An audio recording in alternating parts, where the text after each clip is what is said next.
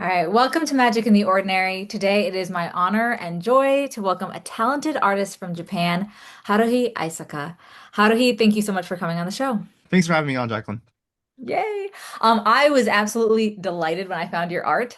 So can you explain to our listeners a little bit how you developed this particular style, and what drew you to be an artist? I became an artist initially as a hobby.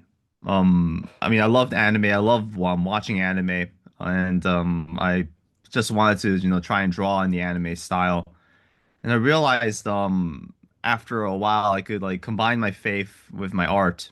I just thought to myself, why not draw like the Virgin Mary as an anime girl? And that's kind of how initially all started. That's how it all began. I sort of am still developing my style. I still consider myself someone that's really just trying to learn everything. And so when it comes to like, my style, I'm always just trying to like develop and improve it. I love that. And um how else can I say it? What else can I say about it? I guess when it comes to like the art style that's a little bit unique compared to other people is that it is sort of like a fusion of anime art with sacred art. So I oftentimes, I take inspiration from other anime artists I deeply admire on Twitter and stuff like that. But I also kind of fuse that, what I learned from them with like the sacred art that existed throughout the history of the church, specifically Byzantine iconography. So I guess when it comes to like, why I chose specifically iconography, because there's, other forms of sacred art that existed, since then, like, the ones from like the Renaissance artists and stuff like that. But I like iconography because it clearly stands out and it clearly communicates that I'm depicting something divine and distinctly Christian. Mm. Um, I remember actually like, presenting my art at comic market. And in comic market you have like a giant poster usually to display like, your art and to Mhm. advertise what you're selling. And my friends, my IRL friends, they kind of joined in on my first debut. And one of them commented, yeah, like the poster is so easy to like find even in this like huge gigantic crowd because there's never really a poster that's completely gold. And that's kind of like the thing that I really like about it is that it stands out very clearly, but it also depicts something, it's also clearly communicating, if this is Christian, this is clearly Christian, this is clearly depicting something that is of the divine, of something holy, which is something that I really like about iconography.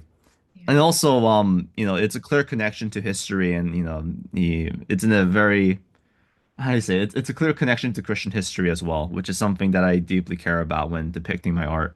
That's wonderful. I've done a little bit of Byzantine iconography. I've taken a couple classes. And I loved watching anime. So when I found your art, it definitely stopped me in my tracks because I was like, this is blending two things I've never seen close to each other, and you're merging them in a really cool way, which is really fun to see. Oh, well, thank you so much. Thank you. Um, yeah. I know your art, I think, has been you've mentioned that your art has kind of been noticed by Christians and non-Christians alike.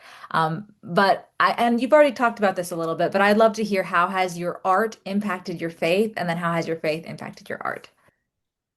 Well, uh, there's kind of like two aspects to it. There's both like, kind of like the how do you say it? The material or like sort of like obvious things, but there's also like the spiritual aspect to it. Yeah. And I guess like the first thing I'll say is that, working on my art has impacted my faith in terms of like, understanding my faith and acquiring knowledge about my faith. So, whenever I'm trying to create, depict some saint or the Virgin Mary, I always kind of try to do some initial research on the saint or on the thing I'm depicting. Oh, Whenever I'm, making my art pieces, I don't merely just want to like, depict some sacred art that already exists and just quote anime on top of it. yeah. I want to try to make it as creative and as like original as possible, while at the same time, being united with the sacred tradition of the church, along with like, what we know from like what I'm depicting from sacred scripture and like.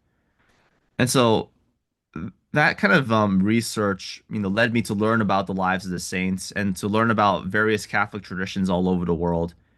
And so that's something I'm really, really thankful for. I mean, I don't think, I think with, if I didn't pursue this art, I would never really have, discovered so many beautiful Marian hymns or so many beautiful like Marian apparitions or traditions that have existed, all throughout the world, especially specifically in Japan. And that's something that I'm really grateful for. But the other thing is spiritual. Christianity isn't just a knowledge base. You don't become more Christian by just knowing more about the faith. Yes. You have to sort of act it out. You have to pray, you know, etc., all that good stuff. And I have to admit this, about myself. I'm really bad when it comes to like actual prayer. Like, praying the rosary or like, praying it every single day or three Hail Marys, all those devotions. The only good thing I'm good at is going to mass. That's Um, good. you know, yeah, it's okay. It's okay. It's like the bare minimum. I don't know. No, but like, that's like the only thing that I'm actually really consistent at. And all the other things, I kind of struggle with. Mm, But when it comes to working on my art, because I've learned about all these things, it kind of led me to, while I don't do this every day, which is something I should do, it has led me to um, a little bit more of a deeper sense of prayer whenever I do pray. I yeah. mean, a good example is that, I'm currently working on a project involving St. Mary Magdalene.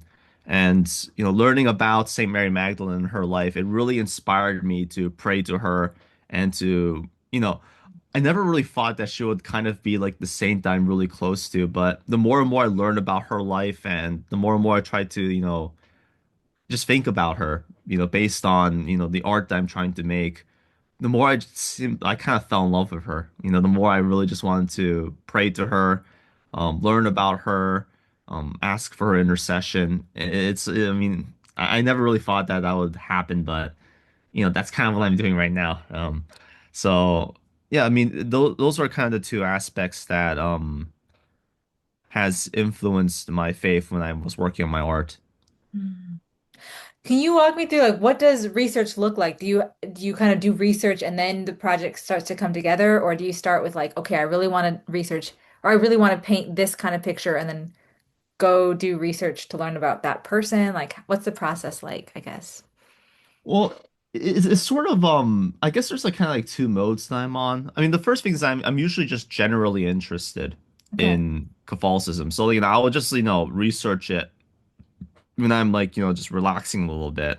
Okay. Um and that's kind of the reason why I initially get these ideas when it comes to my art, right? Because if I don't actually know that it exists, then I can't actually draw it, right? And so Yeah. just knowing that those things kind of exist in the back of my mind is kind of what initially helps me when it comes to thinking about and brainstorming ideas. But once I kind of decide on a theme or a certain thing I want to pursue for a period of time, that's kind of when I, research more in depth about a specific saint or of a specific aspect of the Catholic faith. And with that, deeper research, that kind of, coincides with the art that I'm making. Mm. It, makes the art, how do you say it? It's kind of like a just-in-time learning thing where I'm researching it while I'm drawing. That's Oh. sort of like a, you know, how do you say, like cramming, like, more knowledge about a certain saint, before I, pursue my art or to finalize something. So it's kind of layers. Like you'll start drawing and then you'll research more and then draw again and then research more, like this kind of thing. Yeah, I guess you could say that. I mean, I don't know. I mean, I don't think art really has a plan, right? Yeah, that's true. Yeah, so I mean, I just kind of just go with the flow. Just once I have like initial idea, I'm thinking to myself, maybe this kind of theme will be really cool. Mm. I kind of look into it more, I try to look into the Bible of like a particular saying, what they did in the scriptures or what they did in some sort of sacred tradition. I look up like the most important, documents or important things that are attributed to that saint.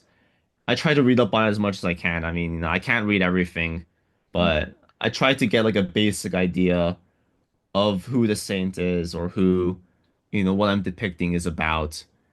And I kind of just go from there. I like that. What you say is like what you say about art as a prayer really speaks to me because I enjoy art, but I think for a lot of my life I've kept it separate and I've started trying to be like when I sit down to pray, I sit down with my notebook and I take time to like sketch the saint of the day or something like that.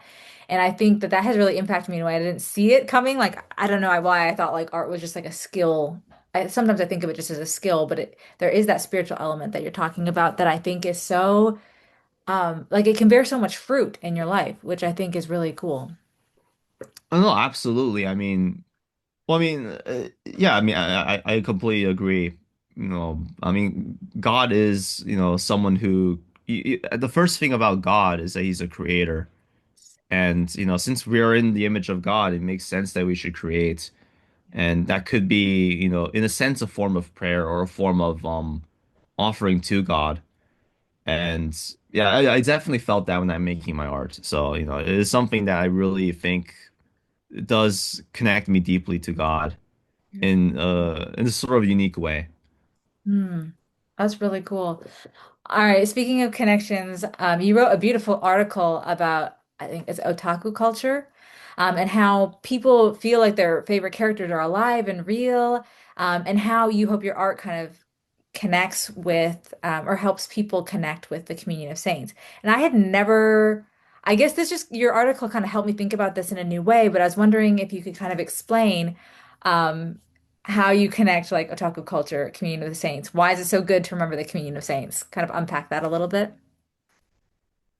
Oh, yeah, of course. I mean, I guess I'll answer the question in two parts. I mean, why the community of the saints is important, and then I'll talk about the otaku culture thing. Well, I mean, I think I described in the article, I feel like a lot of what Moe Maria is sort of a I don't know how to say this. So, I mean, it's kind of a response to when I was a Protestant. I mean, whenever I think I wrote in the past that I in that same article that I once was a Protestant, and we didn't really have this doctrine of the communion of the saints. Mm. In the sense that we should venerate the saints and we should pray to them. And the more and when I became Catholic. And more I kind of, thought about the faith and, looked into the faith, the community of the saints is something that really stuck out to me because, I didn't really practice that when I was a Protestant. Mm. And so, the more and more I kind of looked into it, the more and more was convinced that it was such an important part that was missing with my Christian faith. The belief that the saints are truly alive in heaven, and Mm. that if they're alive in heaven, I should act on that. I should, there's nothing wrong with like kind of looking up to the sky and saying, if you could hear me, pray for me, help me, to the saints in heaven. And that's something that I kind of was missing when I was initially became a Christian as a Protestant. And so with that, I think that's kind of the reason why I kind of have such a emphasis on that doctrine. Why I, keep it as something that's so important to me. The second part about when it comes to otaku culture, it might be difficult to kind of understand if you aren't an anime fan or if you don't live in Japan.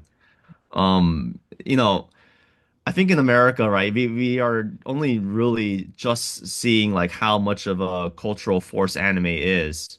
Yeah. Um, but in Japan, it's basically all over the place. Like, it is actually like something that, you know, it's not a niche thing. It's not like something that's, kind of like a subculture that, only a certain group of people participate in. It's kind of like a main thing that everyone, is encountered by simply by existing and living in the country.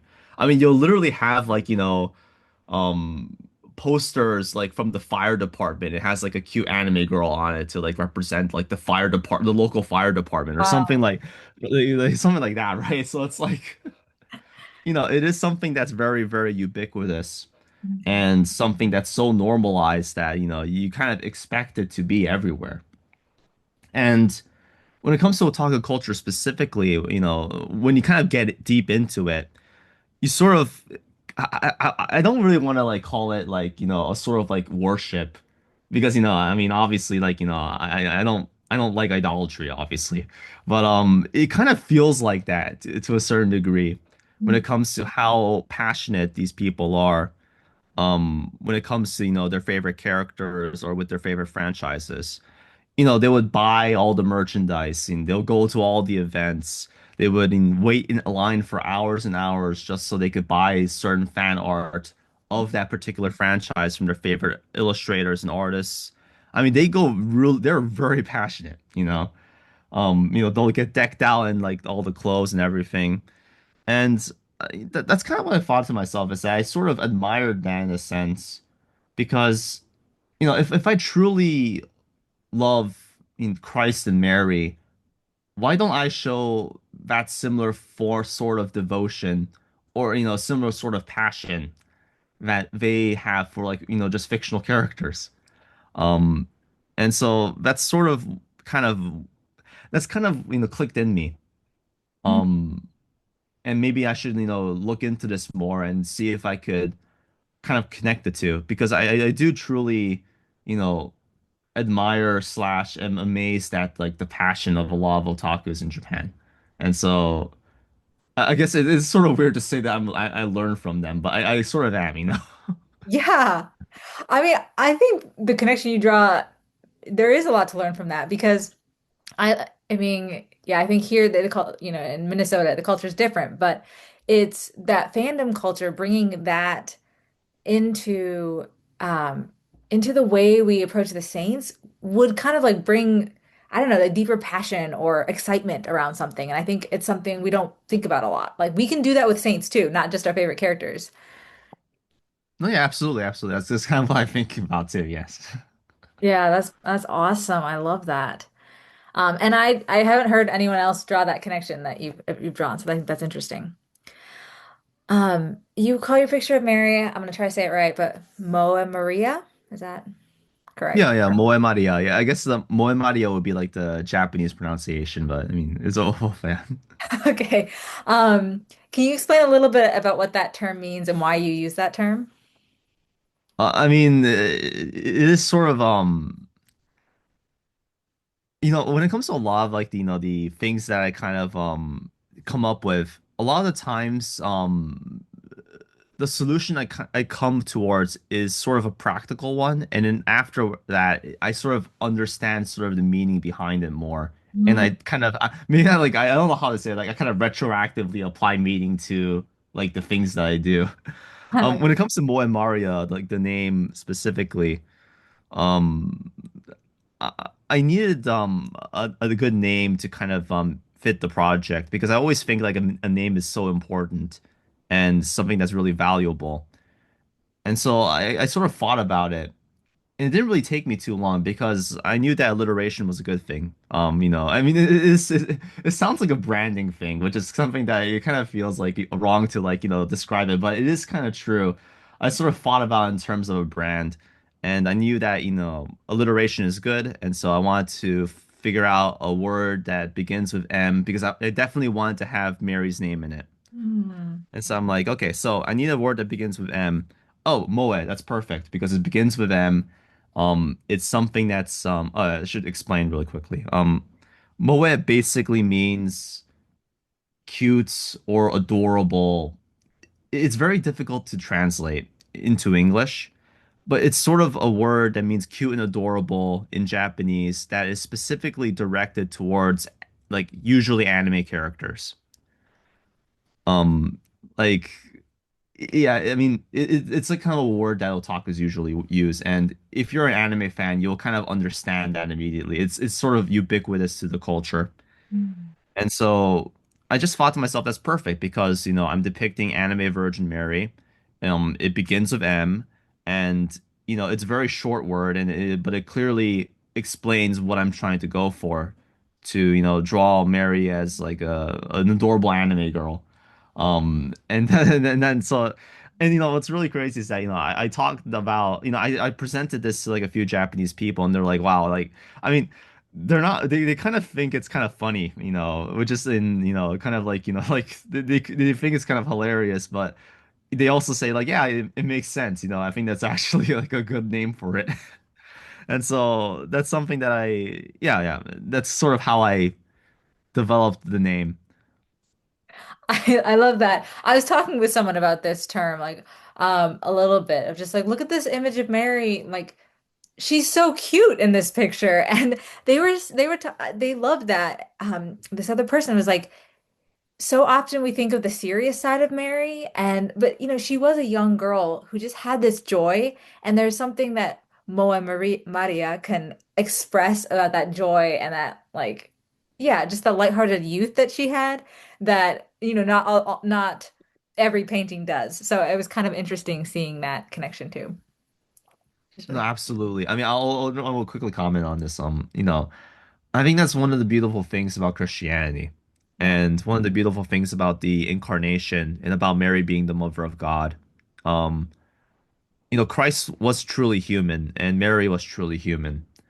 And what's really amazing about Christianity is that it truly connects the divine with the human in a very unique way. And so, when you think about the incarnation when it comes to Christ, he was once, just a cute, innocent, defenseless baby. God being, that one point in history, it really kind of it moves you. It really is like a mystery. And to think that like, these aspects of humanity, like, like cuteness, adorableness, laughter, um, silliness to a certain degree, that's connected to the divine in some mysterious way is something that it's something that's difficult to comprehend. It's a mystery, but it's a beautiful mystery. And that is something that I try to um depict in my art. That's really awesome. Yeah, I find myself, I think there was, I forget where I saw it, one of your pieces where Mary's like smiling and like waving. I always found myself like smiling back at her. I was like, this is probably how it was to talk, like how it felt to talk with Mary. Like she would just pour out, she was so joyful probably that you probably would smile back at her. So that's fun. But yeah, that humanity meeting the divinity, I think that's so beautiful. Um, I was very blessed to visit the 26 Martyr Monument when I went to Japan in 2017. But I was wondering if you could share a little bit, like some of the history of Catholicism in Japan that maybe people aren't familiar with, and then maybe a bit about your experience as a Catholic in Japan. No, definitely. I think one thing that a lot of people like, that are not in Japan, even like Catholics, is that they don't really, um, how do you say it? A lot of people don't really think that Catholicism in Japan exists, right? Well, I Mhm. mean, like obviously there are Catholics in Japan, but since there's so few, Catholics in Japan or Christians in Japan, that there isn't really like this unique culture. Like if you go to some place like Ireland or France or a very solidly Catholic country, you would kind of see that there's like, oh, there's a history behind this, obviously, because there's so many Catholics and it's been like that way for like centuries and centuries and centuries. And so you expect, oh, okay, so, there's going to be some unique characteristics. It's going to be really ingrained into the culture, and there's going to be some unique expression of the faith. But Japan doesn't have that, right? Because Japan and Christianity isn't something that they don't mix, right? Is what most people think about.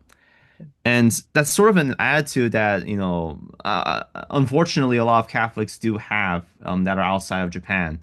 Um, they kind of assume that it's sort of like a mission field, that there's, no Christian presence in Japan. There's not really that much of a history. And so, even though, we want to evangelize Japan, obviously, as Christians, in the same way we want to evangelize the world, there's nothing really historic that we could cling to. But that's not true. That's just not true. There is a very deep and very rich history of Christianity in Japan because we've been having Christianity for 500 years, and we had a very unique experience with it because, so early on in our history, we've been persecuted, like, literally persecuted by, the government at the time. Um, we were in a sense rejected by our own people. We were rejected by our own culture. We had to hide our faith. We had to, you know, how do you say? You had to, in a certain way, we had to be separate from the rest of Japanese society for the first 200 years of our history as Japanese Christians. And that really developed a very unique expression of the Catholic faith. I mean, a very, very famous example of this is that we have a very, very unique and deep Marian devotion, historically. Wow. How do because of the persecutions and because the government sort of, um, it made Christianity illegal at the time, we didn't have any priests, we didn't have any sacraments. And so the only thing that we really had left was actually, Marian devotion because we couldn't really do Eucharistic adoration. We couldn't, have the Mass even. Um, and so the image of, the Virgin Mary became something that was very central to the hidden Christians, along with, what they could, remember when in terms of the rites of baptism and stuff like that. And because we wanted to hide these activities from the government, a lot of the times we would basically fuse Buddhism with Christianity in order to pretend that we're Buddhists. And Mm. so, for example, the prayers that the hidden Christians will say in Latin or Portuguese, it's kind of like a mixture of the two, but they kind of made it sound like Buddhist chants as much as possible. Wow. In order to kind of like hide it, from any sort of authorities. And when it comes to the Virgin Mary, statues and paintings, we sort of depicted her as I don't know if it's a Buddhist deity or if it's some sort of like, um, yeah, I guess I'm not really too deep into Buddhism, so but it was some sort of a deity named Kanon, who also was kind of like a motherly figure in Buddhism. And so we sort of adopted that in order to hide Marian devotion, Mm. um, from our persecutors. And so because of that, we have a very, very unique, expression of the Christian faith, which has been forged through centuries of persecution. Um, but I do want to like preface this is that because there's so few Christians, and this is sort of a criticism of the church, but because of the fact that like I kind of feel that the church in Japan hasn't really done that good of a job in preserving the legacy of the hidden Christians. It's sort of a legacy that's, kind of being lost. Mm. And that's something that's a bit unfortunate because, we do have a very, very rich Christian history, a very unique Christian history Yeah. that I believe could definitely benefit not only the Christian world, but is a part of Japanese culture. Yeah. It is a unique part of Japanese culture that's sort of going extinct, Mm. largely because of how few Christians there are, but also because, in a sense, I kind of believe that the church doesn't really do enough to promote it or to preserve that memory. Wow, I like your insights on that. I think the fact that the Japanese people were able to hold on to Catholicism and Christianity for 200 years without having essentially any support is insane. And it's very admirable and almost hard to understand how they did it. But I think that's incredible. Yeah, I mean, sorry, I'll also make another quick point. I mean, I think another really incredible thing is that despite being, separated from the church proper for 200 years, they were Catholic. Yeah. For the entire 200 years when they were separated from priests, they were still very much Catholic. And the reason why we know this is because when Christianity was legalized and I think that there was like this French missionary priest. I think it was like I forgot the name specifically, but he was building he was building the a church in Nagasaki, Ori Church, I believe, like, which was like the kind of like the first church that was established since the persecution ended. And hidden Christians actually came to the church. they kind of like, appeared, they came out of the forest essentially, and they spoke with the father, and they said these words, how do you say it? Like, our hearts are with you. And then they asked the father, where's the statue of the Blessed Mother? It was like the first thing that they asked. And so that was something that really kind of hit me very deeply is that Marian devotion was something that was so essential to them that they looked at like the Catholic Church that was being built and they're like, where's the statue? Where's the statue of our mother? Because it's something that, they viewed as something that was so essential to the Christian faith. Wow. And when you go more specifically into the story, you know, apparently they kind of passed down three questions that they should ask, any kind of like, priest, in order to confirm whether they're Catholic. And like the three questions are literally, do they follow the Pope in Rome? Are they celibate? And do they venerate Mary? Like those are the three questions that they passed down for like, hundreds of years, hundreds of years you Mm. know, from amongst themselves in the event that like, one day the priest might come back. And that's kind of insane, Yeah. It's very clear from that they were thoroughly Catholic. And so, yeah, I mean, yeah, it's a very insane thing to think about. Just the grit. And I like your point that the church could be doing more to kind of keep that tradition alive. I feel like you're almost taking part in helping keep these things alive because of the way you're explaining things. Because, I've seen you explain a little bit of this on your Twitter account, like things like that.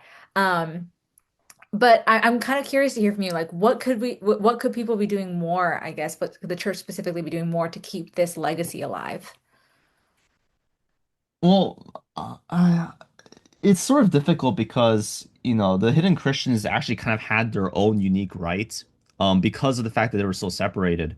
And, obviously, like, I sort of, there's some person that asked me one time, it's like, well, could we have, like, a unique right that's specifically for the hidden Christians? And I sort of thought to myself, well, like, part of, the church's mission is that it's universal, right? We all kind of,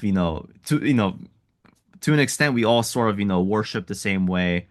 And so I sort of kind of, we need to have a balance between the two, from my personal opinion.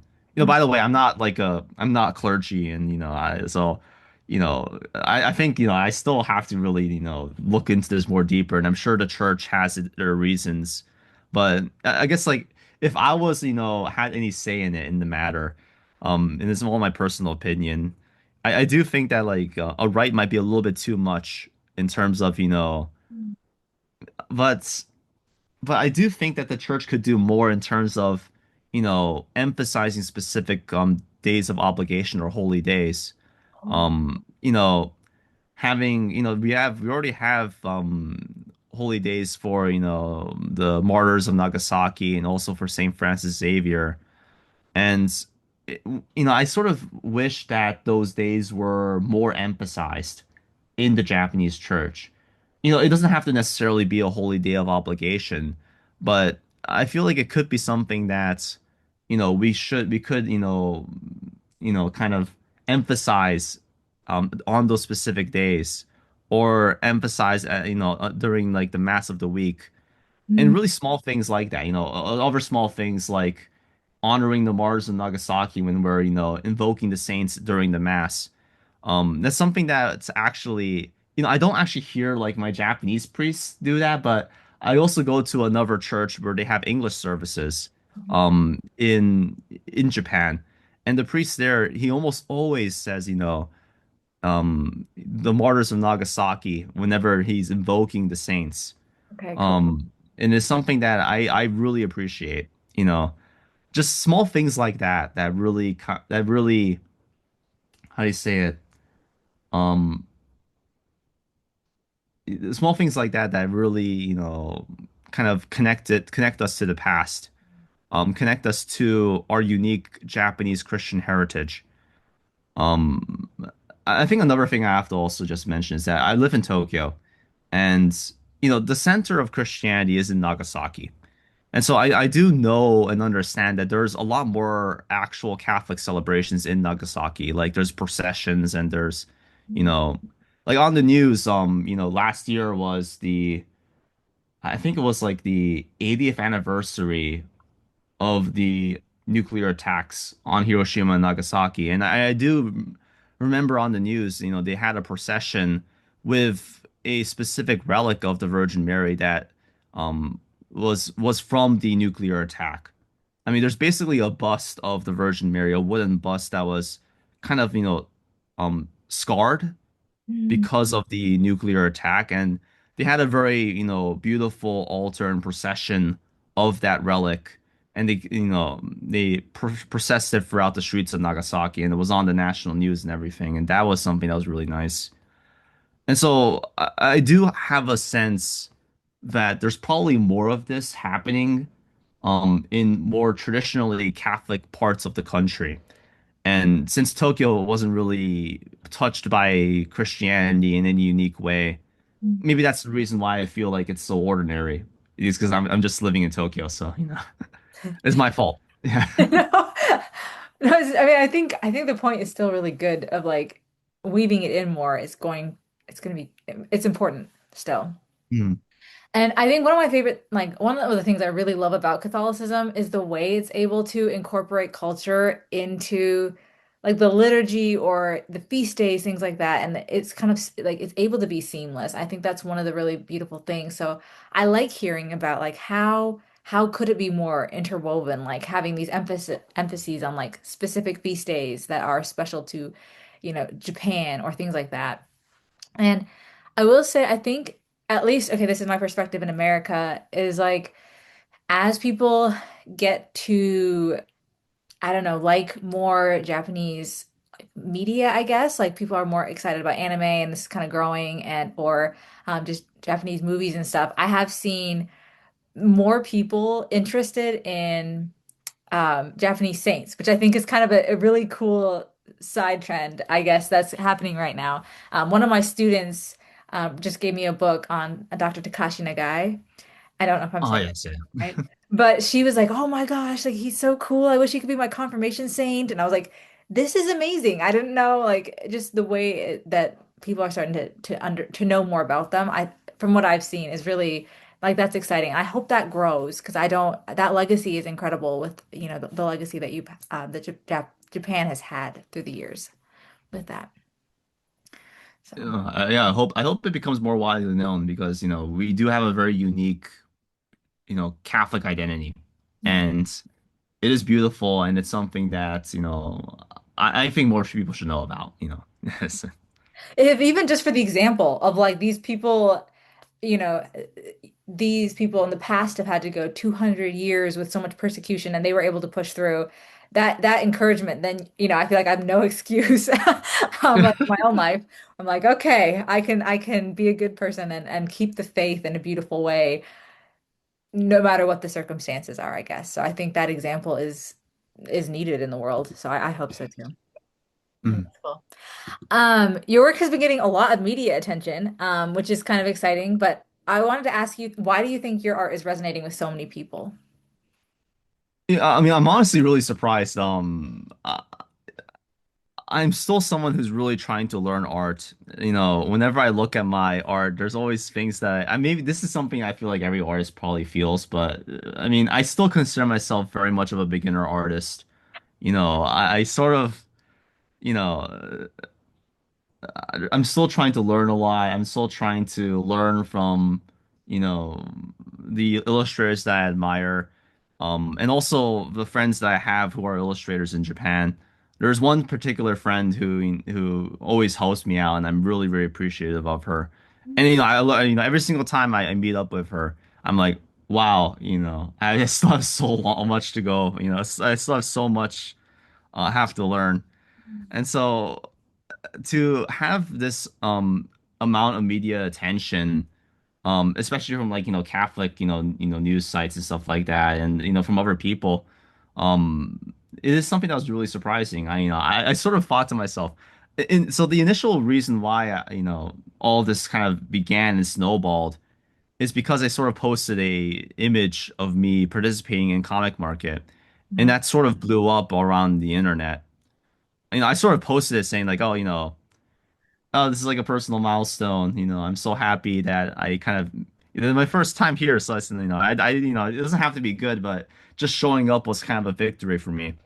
mm, And I just didn't really expect, people to so quickly pick up on kind of my story mm, and having so many messages come to me saying like, how much my art has impacted them in some way. I mean, I get some messages saying like, oh, this is really, deepened my, relationship with God.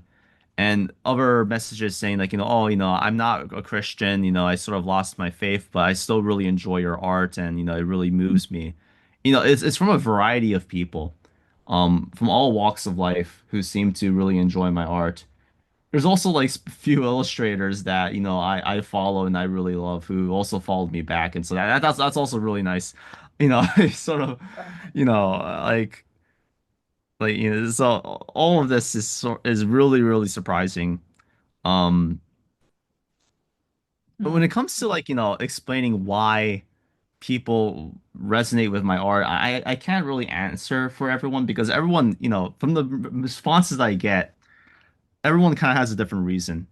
mm, I just tried to draw Mary as, lovable and adorable as possible. That's sort of my path forward. And to connect that with the tradition and history and culture of Catholicism, combining those two together, that's always been kind of my ethos. mm, And so, if that resonates with people in a variety of different ways, I'm more than happy about that. So much of art, I do believe very much in like the depth of the offer in terms of, interpreting art. What matters is like, the art itself. My intentions or, you know, my goals when it comes to my art could guide the finished product, but the finished product is whatever, the viewer or whatever the partaker, you mm. know, um, um, sees in it. And so if they see something different that I didn't intend, I'm more than happy and very, very honored of that by that anyway. Um, yeah, yeah. I mean, I guess I'm sorry, I don't really know exactly why it's like, specifically resonating with, Mm. my fans because I get so many different answers, but it is resonating. I guess that's all I can say. I love that. Yeah, I mean, I think the fact you're taking something that's so like steeped in ancient t tradition and then bringing such a fresh take on it, um, it is cool to see, and it's cool to hear that people are connecting with that for totally different reasons. For me, I was like, I loved the Byzantine iconography and seeing it in such a new way. I was really excited about that, and um, also just like yeah, like when I mentioned earlier, of just like smiling back at Mary when she's smiling at me, I was like, there is something so welcoming without losing depth because of that tradition that you've connected with. So I think that's cool. Yeah, thank you so much. Yeah, I mean that is sort of like kind of what I was going for. So yeah, I mean I really appreciate it. Yeah. Yay. Um, so I don't normally ask podcast guests this, but I know you're on your your artist journey, and I was just wondering, do you have any prayer intentions that you'd like to share with the listeners that they can pray for, that I can pray for? Yeah, I mean I guess like one thing is that I would like to ask. I'm sorry if this is kind of like a bit serious. It's not really that serious, but I just pray for true contrition for sins. To be more united and more united with God, and part of that is to have true contrition and repentance for sins that I commit in my life. Um, that's one thing. The other thing is for, that the saints would, guide me whenever I draw. They will guide my hand, and that's something that I really do. You know, Even though like my art is anime, I do try to take my depictions seriously. I don't really do this as sort of like a joke or a gimmick. Right. I do really, I try my best to depict the saints or whoever I'm depicting as best as I can. And part of that, involves making specific decisions when it comes to, how to depict a certain saint. And so whenever I make those decisions, I just hope that, the saints will guide my hand and guide my thoughts. Um, Finally, of course, I want people to pray for the salvation of myself, my family, my friends, and for my country. Um, you know, Living in a place that are so few Christians, I think that's like the biggest thing that I really pray for. Um, I want everyone to go to heaven. I want everyone to know the love of God. It's not something, it is something that I feel like everyone deserves to have, in a sense. Everyone, ought to have because it's such a wonderful gift. And I just hope that, yeah, and, the best way to pursue that is through prayer. Praying for the salvation of others. And so probably the biggest thing that I hope your listeners would do is to pray for the salvation of all the people I know and for everyone in this country. Absolutely. All right, we'll be praying. That's exciting. Um, where can people go if they want to read your articles, buy your art, or follow your journey? Oh yeah, so I do have like a Linktree article. Oh, sorry, a Linktree, which I guess I could send to you and you could put in the description. Is that all right? Yeah. But yeah, I mean on Twitter, I think if you look up Haruhi Aisaka, Okay. I'm not looking up right now. Yeah, the results come up at the top, on my Instagram and also my Twitter. My Instagram is pretty barren at the moment, but I promise, I haven't been uploading much art because I've been spending like the last month kind of, painstakingly working on this one piece, and I'm trying to improve as much as I can. So, but yes, hopefully, I promise, soon I will be uploading more consistently. If you want to buy my merchandise, which is, basically, you know, um, Mary anime merchandise, you could look up Moe Maria, Moe Maria, and it will pop up. There'll be basically a Shopify, and you could buy my stuff there. I mean, I will restock on a few things soon, and so just like buying this merchandise really does help me. And so yeah, I mean, those are the things, and all the links will appear on the Substack if you put it in the description. Okay, perfect. So the Substack. Oh, sorry, not Substack, a link tree. Sorry. No, you're good. All right, so link tree, link description. I'm just gonna make a note for myself. So I description. So I know to pull that up. Awesome. Yeah, I looked and I saw a couple of things sold out on the website and I was like, uh-oh. But that's good. You'll be restocking it soon. Yeah, I plan to restock on it. I mean, the difficulty with that is that like, what's really funny is that um I had an initial batch that I produced specifically for Comic Market, and you know basically there was like a printed book and a acrylic stand and a keychain, and like the acrylic stand and keychain sold out, and so I actually had to like order more specifically for my overseas fans or my followers, and that sold out. So like it's actually like it's a huge success essentially.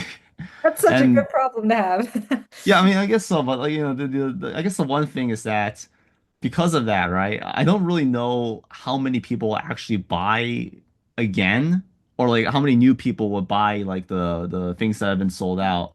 And like it's kind of crazy, like, a lot of the things you don't really think about is like, how much should I make? Because, if you make too much and they don't sell, you waste money. And so it's like, so yeah, I'm kind of debating that right now. And so yeah, just give it a little bit of time. But I do promise, I've been getting a few messages saying like, "Oh, it's just sold out. I wanted to buy it," and so like, I will restock. It's just a matter of like when I will do that and at what time. So, yeah. That makes sense. That's always a balance. I know. I'm like, I had a conference with and I was trying to sell my book this past weekend, and it was my first time. So I was like, do I bring 10? Do I bring like 100? And I settled somewhere in the middle. But there's bringing books or like getting merchandise. Yeah, it's always a guessing game. Especially your first time. I mean, congratulations by the way for your debut. I mean, Thank you. Yeah. It's very exciting. But all right, well, wonderful. Thank you so much for coming on Magic in the Ordinary, for sharing your insights, and just for, in the first place, sharing your art, because I think that this is new, it's exciting, and it's like a new style, I guess a new blend of styles that is, yeah, it's very exciting to me, and I hope more people find out about it and keep connecting with you on that.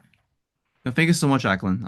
I really thank you so much for inviting me to your podcast. It was really, really nice to talk to you and to share about my perspectives and everything. Yeah, and you know, like the questions that you've asked, and the I'm really, really happy that you kind of looked more into my Substack and other things like that. I mean, I really appreciate that. So yeah, thank you so much. It was a really, really great conversation, and it was really great to be on this podcast.